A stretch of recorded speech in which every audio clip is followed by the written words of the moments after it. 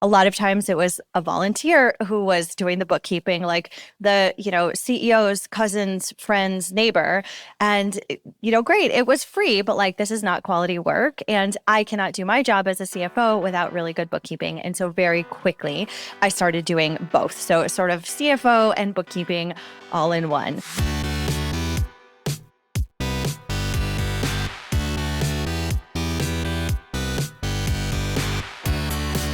You're listening to The Successful Bookkeeper with your host, Michael Palmer. Listen each week as inspiring guests share their secrets of success to help you increase your confidence, work smarter, and build a business you love.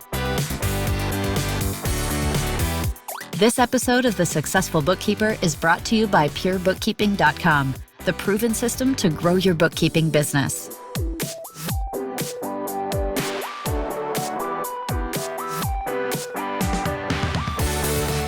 Welcome back to the Successful Bookkeeper podcast. I'm your host, Michael Palmer, and today's show is going to be a fun one.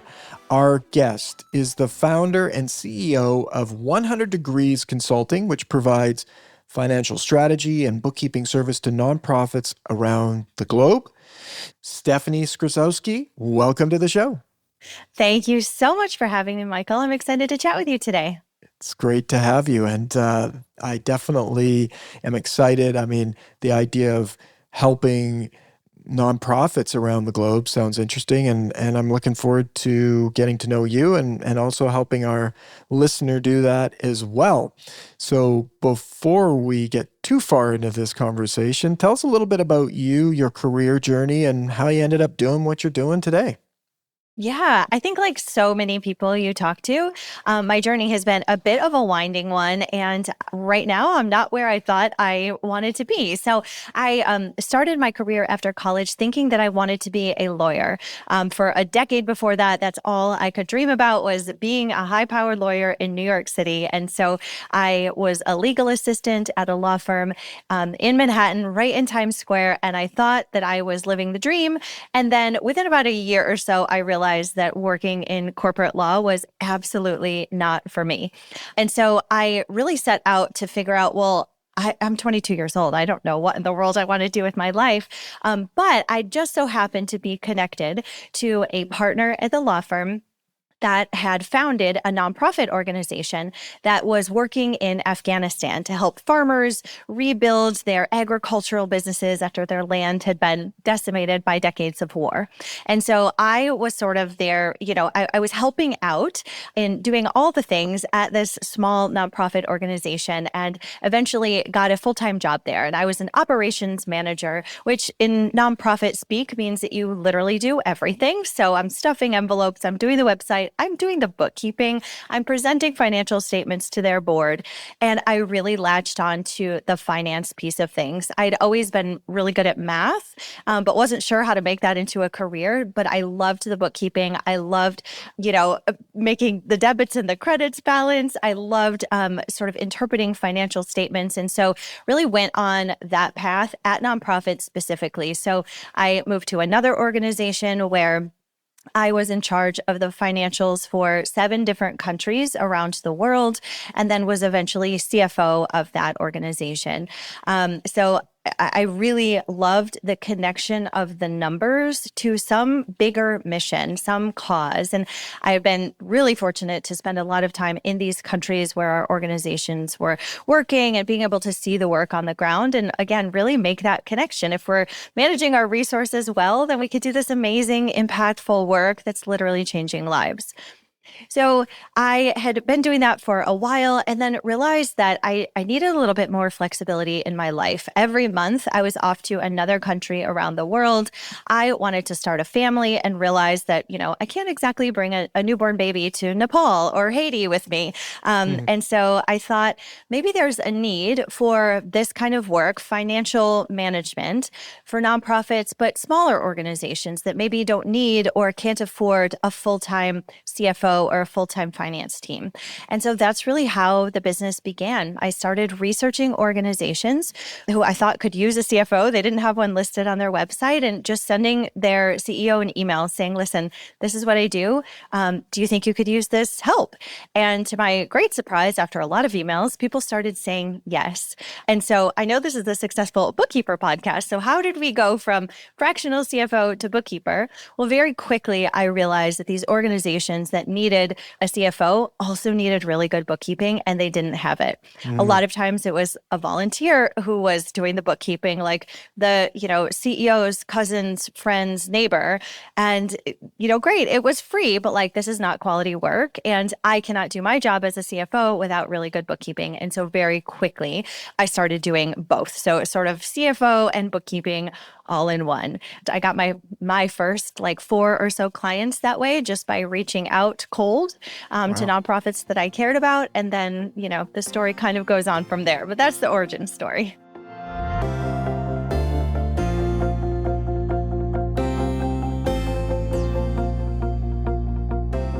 Wow. I love that story. That's amazing.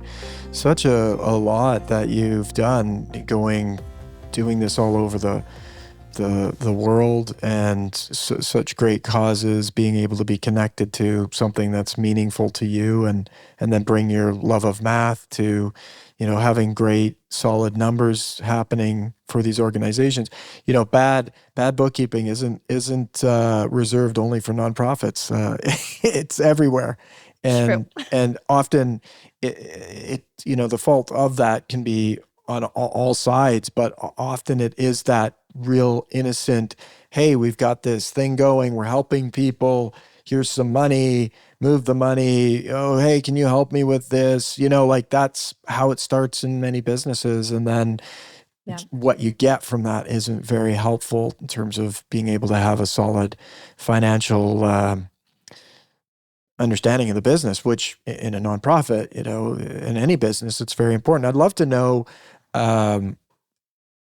did you see anything that happened because of the financials not being there, where you just, before you were able to help, it's like, these companies maybe don't cease to exist, and so they can't do, or it's limiting them to being able to fulfill on their missions. Oh, 100%. With nonprofits, their financials through their tax return, the tax return is public information. And so if those numbers are not good, or if you fail to file your tax return, you are not going to get money from donors. A lot of organizations rely on grants for funding their programs and their work, and the grantor needs to be able to see financial statements. And so if you don't have the bookkeeping set up, at all, or even accurately or correctly, you're not going to be able to produce financial statements, and you're not going to get money. And so it's really important for nonprofits to be super transparent about their financials. And so we've seen organizations go from not being able to attract any funders because they don't have the financials to demonstrate their sustainability, the impact of their programs, to being able to secure 5-figure, multi-year, 6-figure grants that will help them, continue to do that impactful work. So strong financial management is important, of course, for every business, even more so in the nonprofit space where your financials are essentially public information. Mm-hmm. Wow. So interesting. Now, you also flew around the world. You're dealing with these international companies. Did you have to understand like implications globally, or did everything sort of loop back to like United, because you're based in the United States, to an American financial system? How did all that? I imagine that was a bit challenging as well. Yeah, it is. It is kind of challenging. We do have a lot of clients now that are a registered nonprofit in the U.S., but then they also have an entity, charity entity in another country as well. And the standards around accounting and reporting in different countries are all different. And so just one example, in the U.S., we follow GAAP and accrual accounting for our nonprofits, but the same entity in Kenya, they follow a different different set of accounting standards and cash accounting. And so we really have to make sure that at the end of the year, we're truing things up appropriately, making the right entries so that they can report to their tax entity correctly. We can report to the IRS correctly. And so, yes, it can be challenging. I would not say I'm an expert by any means in, all of the international accounting rules in all of the different countries, but, I have become more well-versed in the countries where our clients are working. So we know like what we need to true up and what we need to adjust at year end. Yeah, I bet. It's very, sounds complicated, and I'm sure it's been a lot of learning for you. Now, what I really was impressed by was your growth of the business.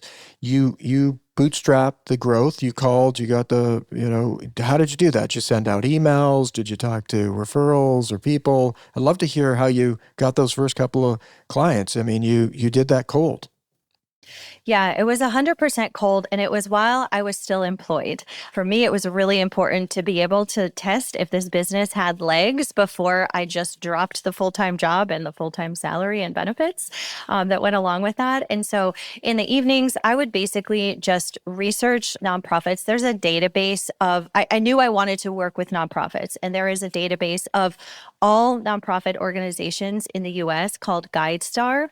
And so I would go onto GuideStar. I would filter the nonprofits based on the size, the revenue size that I thought would probably need a finance team and wouldn't already have one in-house. So I filtered on revenue size. I filtered on mission. I'm really passionate about international development and education. And so I would filter on that and then see what popped up. Then one by one, I would click through to their website. I would see if they had a CFO or a finance team or somebody listed on their, our team page on their website. And if not, I would then find their CEO or their executive director's email address and craft a personal email saying, hey, this is why I'm really passionate about the work that you're doing. Here's a little bit about my background and the way that I can support your organization. Would you be interested in a quick chat to learn more? And I think this was before, well, I mean, I don't know. I guess we've always been inundated by email, but I feel like I got like way less spam about 10 years ago when I was doing this. So I think maybe people were a little bit more open to it. But that's how I got my first 4 clients. And then I was like, okay, there's something to this. And so honestly, even with those 4 clients, I kept sending the emails because I knew that they weren't all going to respond. They weren't all going to say yes. And I knew I wanted to be able to replace that full-time salary. So I kept sending the emails. And then the power of referrals eventually started kicking in as well, because, when you're working in a specific niche, people know each other. And so it was very easy to start, passing my name around. And so that kicked in as well. That's the beauty of the niche. And it's also, I think it's an industry where people move around a lot as well. You yourself, it's not like you worked at one nonprofit. You worked at multiple. And so that's when you're working, that's just another way to, have the wildfire continue to get out there. And so what would you say? So you got 4 of your first clients. How many do you think you reached out to in total? Over 100 for sure. 100? I definitely sent over 100 cold emails. Yeah. So over 100, even 4 out of 100 is 4%. That's a good number. I mean, it was more than that because that was your first 4. But how many do you think you actually got from sending out 100 cold outreaches? I probably eventually got, I don't know, probably at least a dozen or so. 12%. There's a long pipeline too. So it wasn't like I sent out these 100 emails. You're probably still getting leads from that. Right, exactly. How long ago was that you got those for? How long have you been at it now with the firm? 9 years. 9 years. So it's like you're still benefiting. Do you still have all those first 4 clients? We still have 2 of them. Have 2 of them. Yeah. Yeah. The other 2, we like it when our clients outgrow us. And so the other 2 have outgrown us. Perfect. And that's great, right? That's the kind of business. You're like the garden of growth, and you're like celebrate when your clients are big enough, helping other people that they need a whole team and bring that in-house and all that. It's like so interesting. It's one of those sad but happy moments. 100%. Yeah.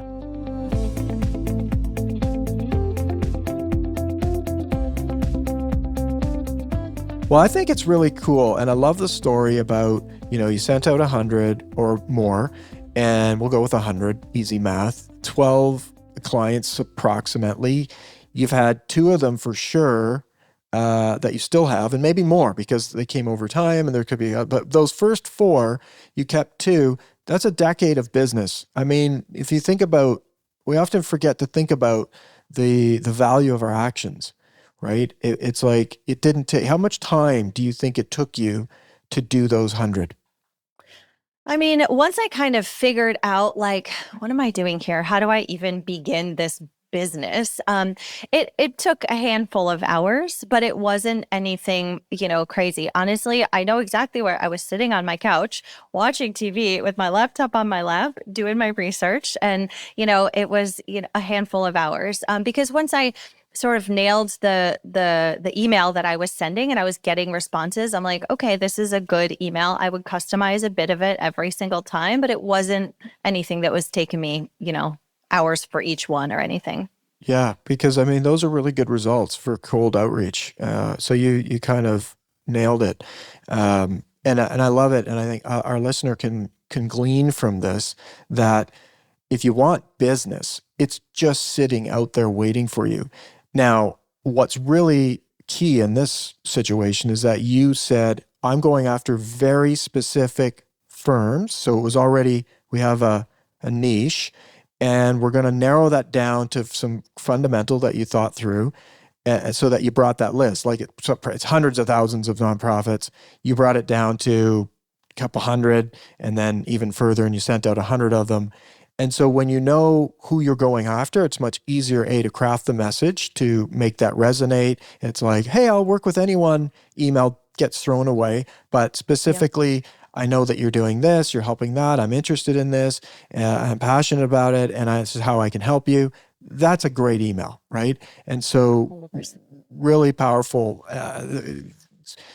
Rare that I get a guest on the show that has such I think the other one that really stands out for me was Hector Garcia, where very similar, he went to the business registry, new business starts, and he sent, physical mail out to them, and, got a handful of clients.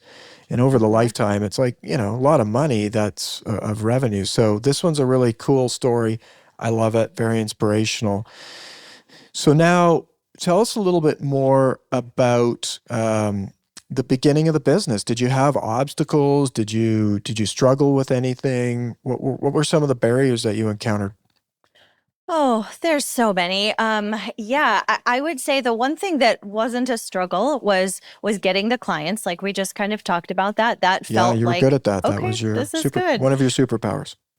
Yeah, I feel like, and others, another thing that I did not struggle with in the beginning was, to some degree, was pricing. I did not do any hourly. I started all with like, here's your monthly rate. And so it felt like pretty easy to replace my salary. What felt a lot harder and what was a challenge was first, like lots of scope creep because I was used to being an in-house CFO. And so I was used to doing everything. And so I did a lot of stuff that I was really not being paid for because I just wanted to help. And I felt like, well, I'm the CFO of this organization, essentially. So I should do all the things I was doing in my full-time job. And I had very few boundaries for like what Mm, I wouldn't do.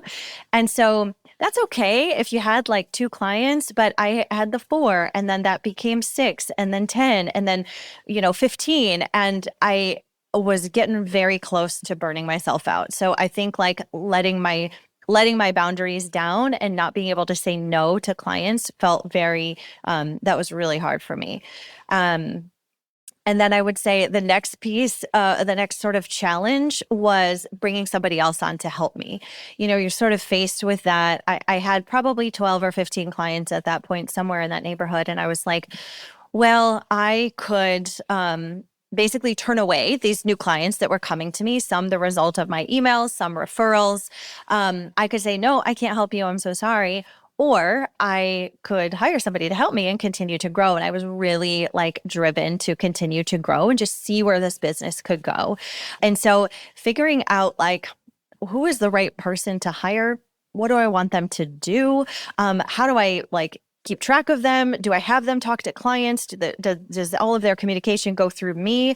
Like sort of figuring out that first hire felt very, very hard. That felt very tricky for sure. And yeah, it must have been, and certainly have had lots of conversations with many who have gone through that pain.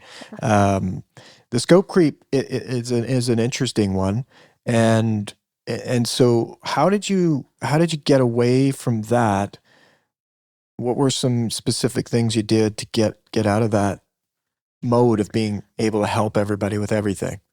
Yeah, to be honest with you, it took a very long time for me personally. But I think the biggest driver of getting away from that was actually bringing more people onto my team working for me Mm, because they would come to me and be like, my client is asking me to do X, Y, and Z. And like, I'm not really familiar with that. And that doesn't really seem like that's part of our scope. And I'm like, oh yeah, I guess it's not. I probably would have done it because I have no boundaries, but they right. they were sort of pushing back. And so I was forced to think twice about it and think, okay, well, as a company, what is our policy? What is our practice? What do our agreements say? We had to get way more specific on our agreements when before we were just like very open and very vague, which wasn't helpful for anyone. And so it was really the catalyst was hiring other people that were like kind of pushing back on the Mm, scope yeah. creep. Because honestly, if you ask me to even today, I do still have 4 clients that I work with. Like I probably do things still that are technically outside of our scope of work. So I don't know if I've personally fully learned the lesson yet, but my team has. Yes, for sure. Well, it's one of those things. I mean, sure you get paid in some way, which is, you feel good about it or whatever the case, but it's not good for business. It's good for Yeah, you. It's not good for the business, right. and you're important in the business. Well, and I love that. Actually, it was Teresa Slack was on a call with her just a couple episodes ago. Actually, it might have been previous episode where she was talking. One of the things they implemented in 2024 was a scope creep checklist. It's like, Mm. it's kind of like going through, okay, we're about to take off the plane. Let's go through everybody got their seatbelts on. That's their checklist for scope creep. Check that, hey, what are we doing? Yeah, we're doing this. Does that meet their service agreement? Yes, no, and then, oh, geez, we got some scope creep. Let's let the client know. So that's, communicate early and often about things that happen. Everybody makes mistakes. Everybody, maybe one of your people, I'm sure it's like, oh yeah, well, I can do that, no problem. But it's there, and you wouldn't even know about it. So I think that's a neat little idea to help with that. And I love that your people communicate to you though about, hey, I'm asking a question about this doesn't seem right. Sounds like you've got a good team now that's working with you. Tell us a little bit about the growth of the team. So you had that first hire, you figured it out. How did all of that sort of unfold?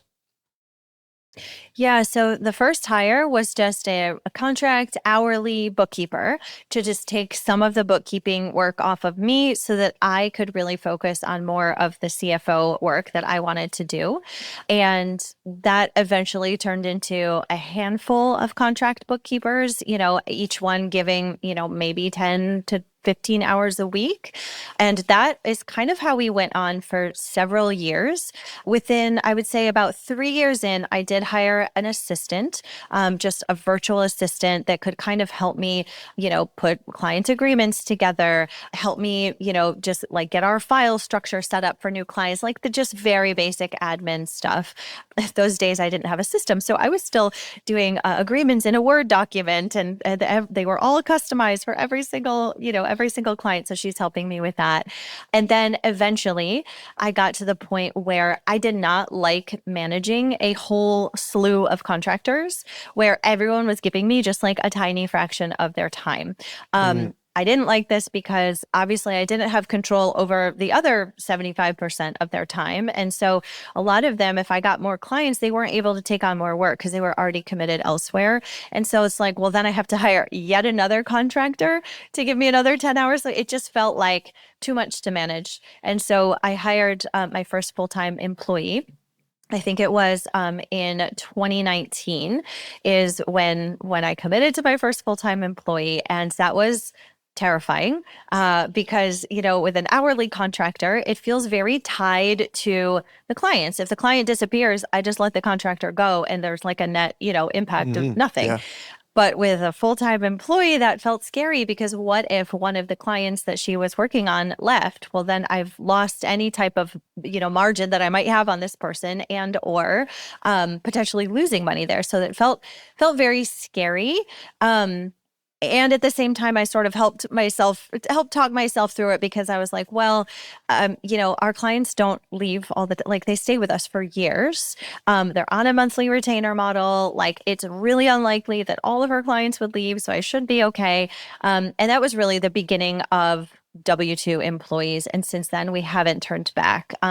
Today, we have 18 full-time employees. We have Amazing. CFOs and bookkeepers and a couple leadership team members that work directly with me and then oversee the team.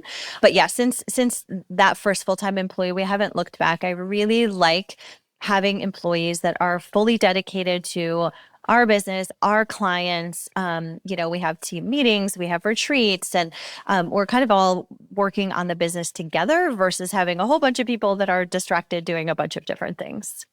Wow. What an amazing business you've built.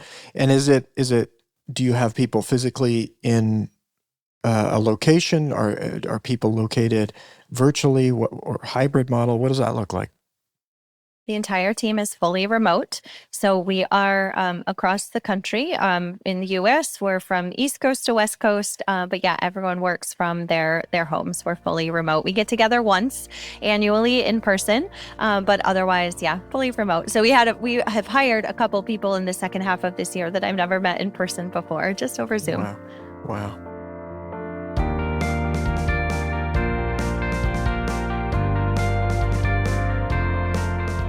And so I'd love to hear some of the stories perhaps around that scale, right? So you hire one full-time employee, then 2, 3, 4, 5. What were some of were the roadblocks? Was it like, hey, it's working with 3, but we got to 6? Like, was there anything like that you look back on and go, interesting how that might have gone differently, or you might have done things differently?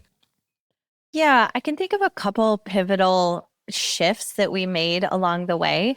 One of which, the first one that I can think of, the first employee that I hired, they were doing both CFO and bookkeeping work. So she had her portfolio of clients that she would do everything like from soup to nuts, beginning to end for those clients. And what I realized was that was not the right model for us. Having one person do both of those things, those are very different types of expertise and different types of brain, parts of your brain that you're using. You've got the strategy piece, and then you've got the detail piece with the bookkeeping, and it just, it also was not super profitable because I'm paying a CFO salary, but they're doing a bookkeeping level of work, and it's a different, it's a different pay scale. So we made that shift. That was one big shift that we made. So we have CFOs that just do CFO work. They know bookkeeping, they know accounting so that they can double check the work of the bookkeeper. But then we have bookkeeping experts who love bookkeeping doing the bookkeeping work. So that was a big shift. And yeah, like I said, now we have CFOs and bookkeepers. The other big shift was once I had like 4 or 5 people working for me, I had started to put these limitations on the growth that was possible. And I remember telling a business coach that I was working with at the time, there's no way that I could ever exceed beyond $1 million in revenue annually, because that would mean I need more employees and I can't manage more people. And she was like, well, why don't you just hire a manager? And I'm like, oh, I didn't really think about that. I thought I had to manage Nice. everyone. And so I think that was another pivotal moment, and also a very terrifying one, hiring a full-time employee that was not client serving. And so there was essentially no margin on Yeah. this person. This is like pure overhead to the business. And that was really scary because, again, I had sort of told myself with all of these employees, well, if the clients go, the employees go too. Like, it's fine. They're tied together. But now hiring this person that is not tied to client work at all was really scary. But what that did was it allowed us to sort of stretch out or make more vertical our org chart. So instead of me having these 8+ employees that are all reporting to me, I had one person that was reporting to me. It was this leader, and then the CFOs and the bookkeepers would report to that person. And so that really allowed us to put different systems and processes in place. It allowed me to step up and really think more like a CEO, and I'm not like in the day-to-day of all of our clients and our team's work. And so I think that was a huge pivotal moment for us as well that allowed us to, continue to grow. Wow. Really interesting, and made a massive difference, and remarkable business you've built. I think from just listening, some of those things that really set you off well. Number one, deep understanding of your customer and customer, passionate about the business that you're doing, the work you're doing, getting the pricing right out of the gate, and then obviously being good at attracting clients. The other challenges that come of scaling a business certainly are different if you didn't have those key components. I think that's anyone thinking about scaling, it's like, whoa, if you have not figured out your pricing and you don't have good margin, that's going to be challenging already, right? So I really love that. What about your thoughts on what you think you could have done differently, or if you could do it all over again? Anything that you think of about, you should have done this earlier, should have done that later? So many things there too. um, yeah, I think that in the beginning, I did not invest in systems and or I guess I didn't put enough of an emphasis around systems and processes, even things like legal support, making sure our legal ducks were in a row. I did not invest in that early enough. And unfortunately had to find out the hard way that like our contracts, the ones that I Googled and cobbled together myself were really Right. not very good. And so got myself into some challenging situations and unfortunately lost some money because my contracts were bad. So I wish I would have really invested in that on the front end. And yeah, the other thing I will say is that one part that I haven't mentioned yet is that we also used to serve small businesses as well. And so we had our nonprofit clients, we had our small business clients. And with the small business side of things, we served any and all small businesses, basically. We did not have a specific niche and we did not have like a specific revenue level. Or when I was talking about how specific I was with our nonprofits, I was not specific at all with small businesses. And we eventually ended up selling that side of the business because it just like wasn't working. And so all of those things that I had learned in the beginning or that I had done in the beginning, I did not apply when we were growing the small business side of things. And because of that, it just like wasn't working for us. It was not, it was not smooth sailing. It was not aligned. And so we did end up selling that. But, I do look back and think, wow, if I had done things a little bit differently there, maybe that could have been like a really successful side of our business.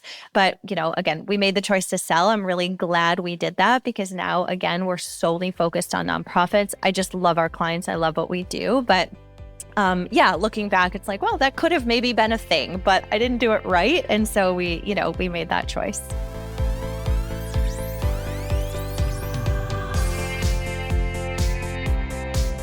Very interesting. I'm glad that you mentioned it.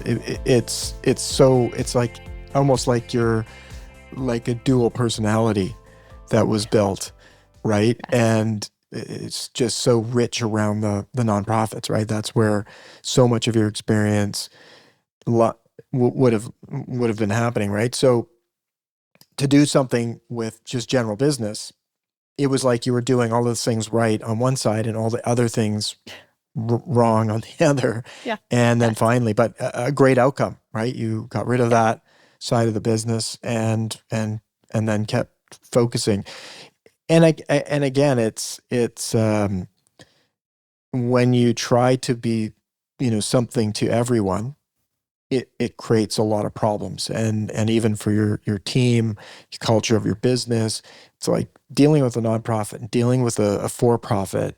They're very different types of people involved. So many differences. Again, it comes back to that niche that you work in. There's different things that are happening. If you're working with lots of businesses and you don't have a niche, well, that can work, and that's your thing, right? It's like you're Mhm. set up for that. You understand it and you're doing it. But if you're really focused on one niche and you get good at that, trying to do others could probably be very challenging. Yeah. Um, any books that you'd recommend, or things that you think, hey, if people like, what's made some differences for you along the way to level up your own skills or your leadership, things along those lines? Yeah, I would say the biggest game changer for me has been getting myself into community with other business owners, and having a business coach, being part of a mastermind. Again, having a group of peers that are business owners that understand the challenges that come with managing a team, that come with growth, that come with like tax it, like everything that we have to deal with. So getting into community has been huge for me. And it's been an investment. It's been a major line item on my P&L for many years now. So getting into community and having a business coach has been really, really pivotal for me. And then the other thing I would say, you mentioned books. I do read a lot. I'm looking at my bookshelf right now. I really like what is it called? 10x is easier than 2x by Dr. Benjamin Hardy and Dan Sullivan. I Oh, really like interesting. that. And that duo has a couple other books that are really good. Who, Not How, which I think is I've awesome read for that one. any Yeah. business owner. Yes. And The Gap and the Gain is the other one. I really like their books. Wow. Those are The Gap and the Gain from the same authors? Yes. Okay. So yeah, so that's Dan Hardy and Dan Sullivan. Or did I get those? Dan Yeah. Sullivan and Benjamin Hardy. Yes. Benjamin Hardy. Yes. I've Yes. read Who Not How, great book. And Dan Sullivan is from Toronto, which is Oh, very close to where I live. So familiar with him, and great author, great thought leader. yeah. So some great book recommendations, and absolutely great books for any of our listener to read. Very much geared to small, medium-sized businesses, the thinking, right? That's why I think it's a great set of books that you've recommended there. Yeah. How about a favorite quote? What drives you daily? Is there a methodology or philosophy that you follow? Yeah, that is a very good question. I really like where your attention goes, the energy flows. And that has really helped keep me sort of focused. Because as a business owner, as an entrepreneur, I feel like there are 50 million things that I want and need to do all the time. And so I find it very easy to get distracted. But really thinking about what are my top things that I need to put my attention towards? What are the biggest things that I want? So I think about that a lot, and I've got it. It's a little sign on my wall up there: where your attention goes, the energy flows. Very cool. And behind you here on your wall, you've got expansion. I don't know if there's anything written below that. What's the significance of This, that? Ah, we've got yeah, some limitless up there it expansion. says limitless. Yeah. Yeah. So those, I like to pick a word of the year. And so those have been my words of the year in the past. So yeah, so those are two of my past words of the year. Very cool. And so this episode's going to air in the new year in 2025. Shocker, we're pre-recording this, so it's not Yes. actually 2025. Spoiler alert. But have you sat down and figured out your 2025 words? Oh, I have not. No, Okay. usually I'm like very ahead of the game, but I will use the time between Christmas and New Year's. It's very quiet. We have not, dove into year-end close yet for all of our clients. It's usually pretty quiet around here, so I will use that to figure it out. No, I Nice. honestly, I'm coming into 2025 completely cold at this point. I have no idea what my word is going to be. Okay, very cool. Well, I love so limitless expansion has been 2024, and this podcast has been all about that expansion and your journey of growing to a really significant business and a business that serves some really great clients and is doing some really great things in the world. Anything else you'd like to share with our listener before we say goodbye? Oh man, I think you've done a great job of pulling out the like learning points as we have talked. But I would just encourage anybody who, especially if you're sort of in the early stages, it can sometimes feel a little bit overwhelming to hear from somebody that is like several steps ahead of you. I know I still feel that way when I hear business owners that are way farther down the road than me. I'm like, how am I ever going to get to that level? But one thing that I have really focused on is just think about doing the next best thing, just like one step. What is the next best thing that I can do? And so whatever that is for you, for the listeners, that is what I would think about again, because especially if you're sort of in the earlier stages of business, like what is the one next best thing that I can do? Love it. That's great. And if people wanted to get in touch with you or learn more about your business, what would be the best way for them to do that? Yeah, I think our website is the best way. It's 100, like the number 100 degreesconsulting.com. Lovely. Stephanie, this has been fantastic. Such an inspirational story. On behalf of our listener, I want to thank you for your generosity coming on our show and sharing your journey with us. Thank you so much for having me, Michael. It's been great chatting with you. Pleasure has been all ours. And with that, we wrap another episode of the Successful Bookkeeper podcast.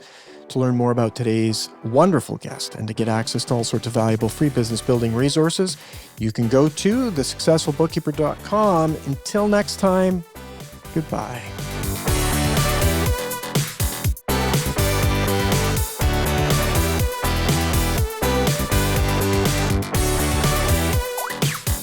You've been listening to The Successful Bookkeeper with Michael Palmer. For more information and to download the resources mentioned in this episode, please visit us at thesuccessfulbookkeeper.com. Thank you for listening.